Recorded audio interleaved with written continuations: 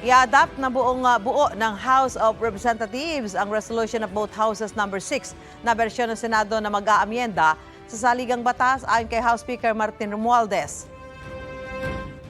Now, to dispel doubts that the efforts of the House of Representatives in pushing for the amendment of the economic provisions of the Constitution is politically motivated, we are actually adopting all the 3 proposed amendments of the Senate version of the resolution of both houses number 6 in total.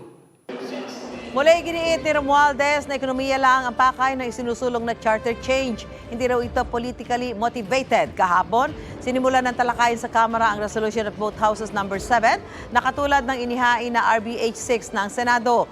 Ang pinagkaiba sa RBH 7 ng Kamara, magdedesisyon sa usapin ang Kamara at Senado bilang isang buong Kongreso. Bago ang pagdinig na kwestiyon ng ilang mambabatas kung plenaryo pa ba ang kanilang ginagawa o baka naman daw ay Constituent Assembly na. Itinanggi naman ito ng iba pang mambabatas. Ito bang plenary na ito, kino-convert na ba natin yan sa Constituent Assembly?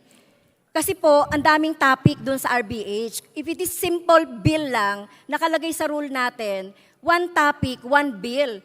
This Committee of the Whole can never be considered as a Constituent Assembly. A Constituent Assembly is an assembly of senators and representatives.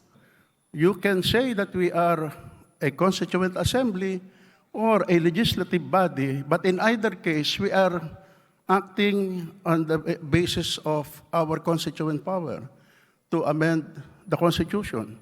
Baka ho magkaiba lang kasi kami ng pagkakaintindi ng Constituent Assembly. Samantala, nakapulong naman kahapon ni Pangulong Bongbong Marcos ang ilang senador. Sabi ni Senate President Juan Miguel Zubiri, muling binanggit ng Pangulo na sila ang dapat manguna sa pag-uusap sa charter change. Pabor din daw ang Pangulo na isabay na sa 2025 midterm elections ang plebisito nito o ang pagtatanong sa taong bayan kung payag silang magkaroon ng pagbabago sa konstitusyon. Ayon sa Commission on Elections, kaya nilang isabay ang plebisito sa eleksyon ng walang dagdag gastos.